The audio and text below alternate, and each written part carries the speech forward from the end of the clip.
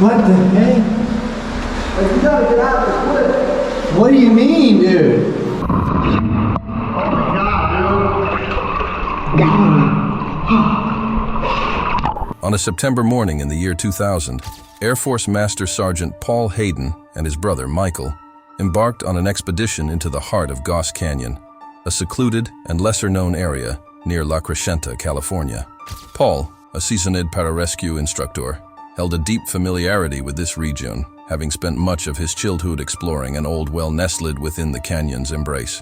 Their shared objective for the day was ambitious: to penetrate deeper into this well than they had ever ventured before, navigating past the numerous underwater challenges that lay in their path. Fully equipped with scuba gear and a waterproof video camera lamp, Paul carefully briefed Michael on their mission. He explained that he possessed a 2-hour air supply and made it clear that if he failed to return within that time frame, Michael should urgently seek assistance. This story unveils the sequence of events that transpired during this fateful expedition, shedding light on the tragic mistake that unfolded, culminating in what became known as the Goss Canyon Disaster. In the dimly lit confines of Goss Canyon, nestled near La Crescenta, California, the Hayden brothers, Paul and Michael, embarked on a journey into the eerie depths of an abandoned well. Sunlight barely pierced the narrow opening of the well, casting shadows on the rugged terrain. The brothers, clad in scuba gear and armed with determination, had explored this well countless times during their adventurous upbringing in La Crescenta.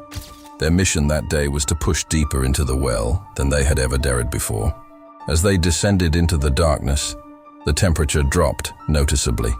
A faint echo of dripping water echoed through the labyrinthine tunnels. The brothers, tethered together by a sturdy rope, navigated their way through narrow passages and slippery rocks. Paul led the way, his trusty waterproof video camera lamp casting a feeble glow on the submerged terrain. Their journey seemed uneventful, a routine exploration for the brothers. Yet the further they swam, the more the oppressive darkness seemed to close in around them. The walls of the cave pressed in, and the sense of isolation grew. Only the rhythmic sound of their own breathing through their regulators was able to break the eerie silence. Approximately 150 feet into the well, the brothers' progress met an unexpected obstacle. The rope that connected them became ensnared, coiling around rocks and underwater formations. Paul found himself ensnared in a narrow tunnel filled with frigid, murky water. Panic threatened to bubble up within him, but he knew that remaining calm was essential to survival. With their air supply ticking away and the situation growing dire, Michael, realizing the gravity of their predicament, struggled to free his brother. We've now come to the end of our time now, and it's time to leave. Dave's decided he's going to leave.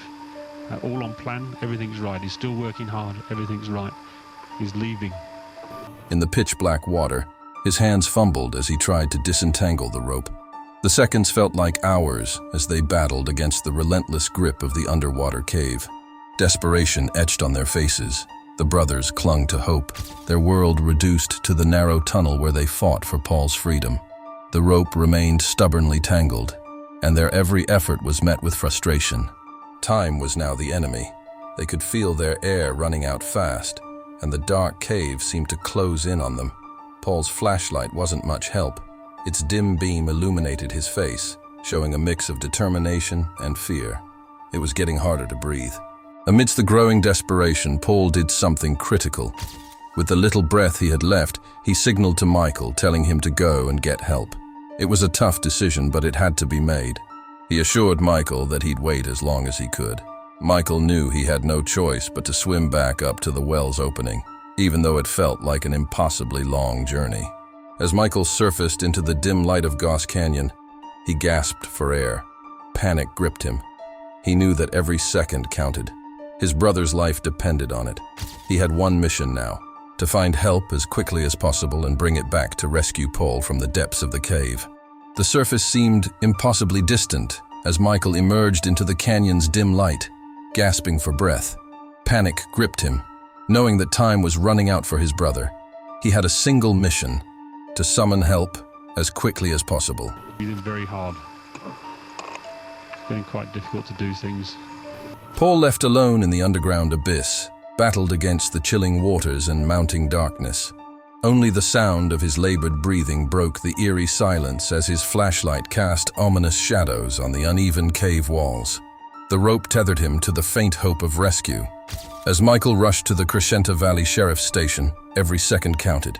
His frantic arrival prompted an immediate response from the authorities. Sheriff's divers and rescue teams assembled, aware of the treacherous journey ahead. Navigating the rocky, uneven terrain surrounding the well's entrance was a daunting task. Four-wheel drive vehicles struggled to traverse the unforgiving landscape. The clock ticked relentlessly as the rescue team descended into the abyss below. Back in the submerged darkness, Paul's predicament grew ever bleaker. With each passing minute, his air supply dwindled further, and the cold waters of the well clawed at him relentlessly. Alone in the silent depths, he knew that time was slipping away. Hours later, within the narrow, oppressive confines of the cave, rescue diver Mark Lonsdale made a chilling discovery. Paul Hayden's lifeless body lay wedged in a narrow passage, a mere shadow in the darkness. His regulators remained in place, a haunting testament to his futile struggle for breath. In the presence of death, the cave seemed to close in, a silent witness to the tragic loss. Efforts to extricate Paul's lifeless form proved futile. The narrow passage confined his body, denying the rescuers access. The cave, which had once been a childhood playground for the Hayden brothers, now held its secrets close, guarding them in its eternal darkness. As the rescue team withdrew, their mission shifted from a rescue to a recovery operation. The Hayden family, who had once shared joyous summers at the well, now faced an agonizing truth. Their beloved Paul, the skilled Air Force pararescue jumper, had met an inexplicable fate deep within the heart of the earth. In the days that followed, many started to wonder about the legality of going into that well, especially since it was located within the boundaries of the Angeles National Forest. Signs near the entrance warned about the dangers that lay beneath. People began to question whether it was even allowed to enter such a place. The investigation into Paul's death was crucial. They needed to understand how such a terrible tragedy had happened. Why did a skilled Air Force pararescue jumper like Paul end up in such a situation? It was a mystery that needed answers. Paul's autopsy results were chilling. They revealed that he had died from something called carbon dioxide poisoning. It meant that a single breath of air, one that had too much CO2 in it, had caused his death. It was a haunting discovery. But even with this information, there were still so many unanswered questions. How did that air become so poisoned with CO2? What exactly happened down there in the depths of the cave? The autopsy answered one question, but opened the door to many more. It was a tragic and enigmatic ending to a life filled with adventure and bravery. As the Hayden family grappled with their profound loss, the diving community was left to contemplate the inexplicable. Paul's death, a stark reminder of the unforgiving nature of cave diving, emphasized the need for meticulous preparation, specialized training, and a profound respect for the underwater world. In the heart of La Crescenta, a community mourned the loss of an adventurer, a dedicated Air Force pararescue jumper, and a beloved son and brother. Paul Hayden's legacy served as a poignant reminder that even the most skilled and cautious divers could fall victim to the perils of cave exploration. The Hayden family had a treasure trove of memories from their summers in Goss Canyon. They found comfort in knowing that Paul had truly embraced life. He was a man who loved challenges and never shied away from pushing his limits. His daring spirit would forever remain in their hearts as a symbol of a life well lived. There was a mystery surrounding the tragedy in Goss Canyon. It was a stark reminder of how crucial knowledge, training, and respect for the underwater world were. Paul Hayden's last dive remained a puzzle, a haunting memory of the dangers lurking beneath the Earth's surface. In the world of cave diving, where every choice can mean life or death, Paul's story served as a powerful warning. It resonated with adventurers everywhere, emphasizing the importance of careful preparation and strict adherence to safety rules. As the secrets of Goss Canyon's waters remained hidden, Paul Hayden's legacy lived on. It reminded us all that when we venture into the unknown, caution should always be our trusted companion. We must explore with respect and mindfulness, for nature's depths hold both beauty and peril, and it's our responsibility to tread carefully in those uncharted waters. The tragedy in Goss Canyon left a void in the hearts of those who knew Paul Hayden. As a para-rescue jumper and accomplished diver, his cautious nature made his death even more perplexing.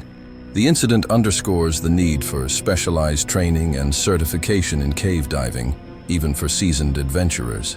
Paul's legacy serves as a poignant reminder that cave diving decisions carry life or death consequences. His adventurous spirit and dedication to helping others defined his life. The diving community continues to grapple with the loss of one of its own, making Paul's story a cautionary tale. In the realm of cave diving, meticulous preparation and adherence to safety protocols are paramount. Paul Hayden's final dive remains an enigmatic tragedy, emphasizing the importance of knowledge, training, and respect for the underwater world. The tragedy in Goss Canyon left a void in the hearts of those who knew Paul Hayden, an experienced para-rescue jumper and diver.